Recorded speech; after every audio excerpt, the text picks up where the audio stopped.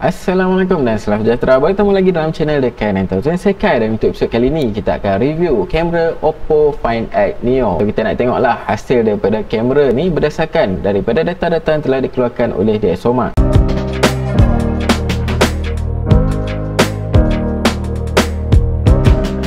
Alright guys, so bagi siapa yang tak tahu apakah itu DxOMark, DxOMark ni merupakan sebuah image lab di Paris yang mana mereka ni memang pakar lah untuk buat test berkaitan dengan bateri, display, audio dan juga image quality. So data-data yang diorang keluarkan ni memang agak terperinci dan juga tepat. So tanpa membuang masa lagi, jom kita teruskan. Untuk Oppo Find X3 Neo kamera test ni, dia ada good in zoom 4x segment. So nampaknya macam zoom dia macam best. So nanti kita akan tengok lah macam mana. So untuk smartphone ni, dia dalam kategori premium dan dia mendapat number yang ke-64 di dalam global ranking. So jom kita tengok sikit spek untuk kamera dia. Untuk primary camera, dia ada 50 megapixel sensor dengan 24mm lens dan dia ada aperture f1.8. Kemudian dia ada optical image stabilization dan juga dia ada face detection autofocus dan dia ada DOL HDR. Saya tak pasti apa itu DOL, tapi dia ada HDR untuk primary camera. Untuk ultra wide, dia ada 16 megapixel sensor dengan 14mm lens dan aperture f2.2. Kemudian untuk lens tele, dia ada 13 megapixel sensor dengan 52mm lens dan juga aperture f2.4. Untuk makro, dia ada 2 megapixel sensor dengan 22mm lens dan f2.4. Kemudian untuk video, dia boleh record sehingga 4K 60 frame per second, 1080 60 frame per second dan 720 pun 60 frame per second juga. So tanpa membuang masa lagi, jom kita tengok satu sampel gambar. So ni macam base image lah yang selalu DxOMark akan tangkap. So kalau dekat sini kita boleh nampak yang Oppo Find X3 Neo deliver nice color dan juga accurate exposure untuk sini lah. So jom kita tengok gambar penuh. So dari segi color memang nampak nice gila, dari segi white balance nampak cantik, exposure pun nampak cantik, dari segi dynamic range dia pun nampak macam tak ada masalah guys. So jom kita zoom sikit. Okay, kalau dari segi noise kita tak perasan sangat ada noise. Okay, tapi dia punya detail dia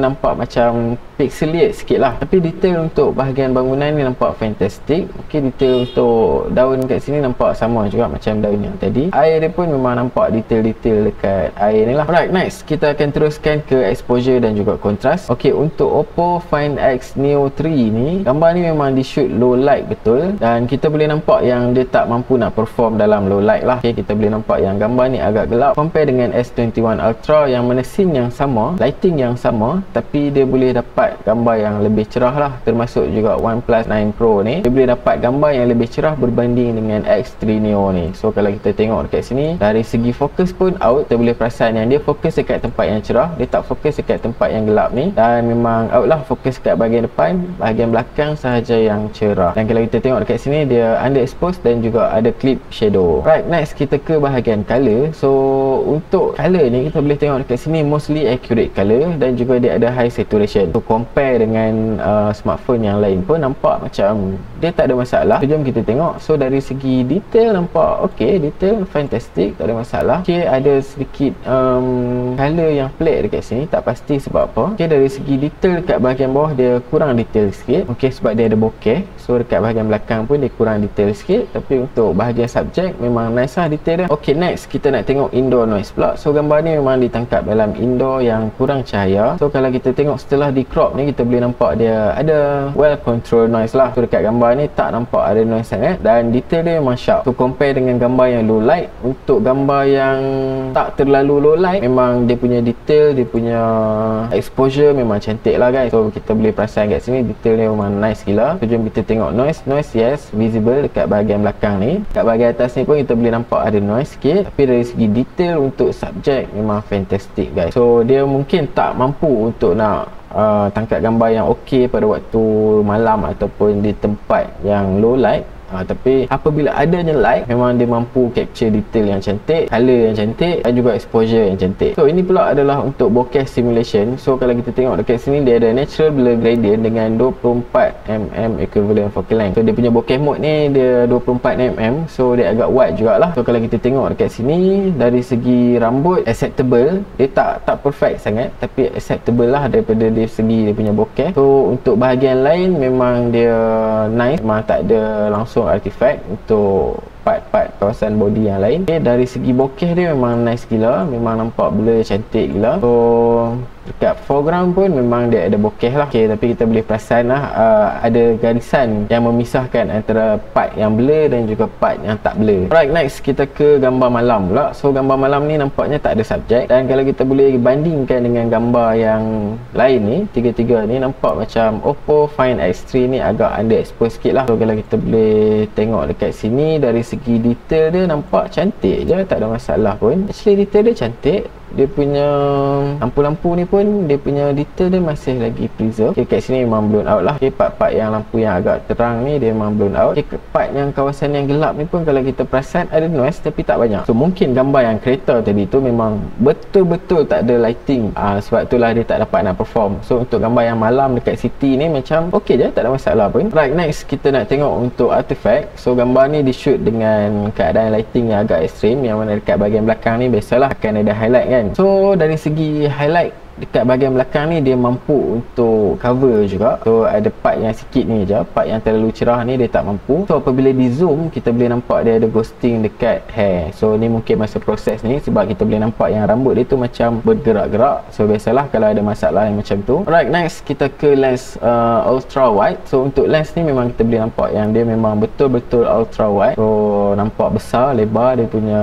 Kemudian setelah di zoom dekat satu bahagian bangunan tu, kita boleh nampak yang dia ada noise yang high dan juga ada color fringing lah. So kita boleh nampak yang dia ada warna biru purple lah, lebih kurang purple dekat bahagian hujung-hujung bangunan ni. Untuk Galaxy S21 pun ada juga, Mi 11 Ultra pun ada juga, dan biasanya dia akan appear dalam lighting condition yang ekstrim lah kan. Ada backlight dekat bahagian belakang, kita boleh nampak lah dekat sini dia ada backlight. So backlight, lepas tu tiba-tiba bangunan ni gelap.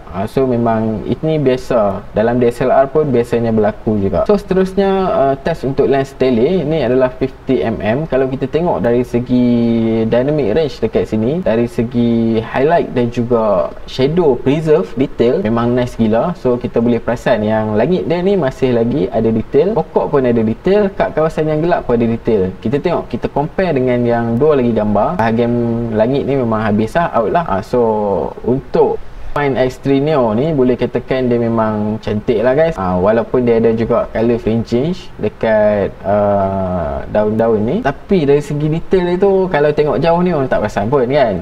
So dari segi detail dia tu nampak nice lah. Cumanya untuk bahagian yang gelap ni, untuk subjek ni, kita boleh nampak yang subjek ni agak underexposed sikit. Technically memang dia orang shoot macam ni lah kan, nak bagi subjek tu dalam keadaan yang gelap dan bahagian belakang tu ada lighting yang ekstrim supaya dia orang boleh test performance untuk kamera ni. So kalaulah kita bawa subjek ni ke tempat yang cerah, gambar ni confirm cun. So setelah di crop, kita boleh nampak yang dia good dynamic range. Lepas tu dia tulis kat sini autofocus slightly, mungkin slightly inaccurate lah kot, sebab kita boleh nampak yang dia macam tak over sharp sikit. Kemudian color tak accurate. So dari segi report ni color dia kurang accurate lah, tapi kalau tengok dekat sini tak adalah teruk sangat pun, tak adalah dia punya daun ni bertukar color dan sebagainya kan. Alright guys, so last kali kita akan tengok stabilization untuk video. So jom kita tengok video ni. So kalau kita tengok video ni memang low light gila. Dari segi detail untuk video nampak macam agak kurang sikit, okay, tapi dia punya stabilization dia cantik, fokus dia pun nampak cantik guys. So guys, untuk kamera Oppo Find X3 Neo ni nampak macam bagus jugalah.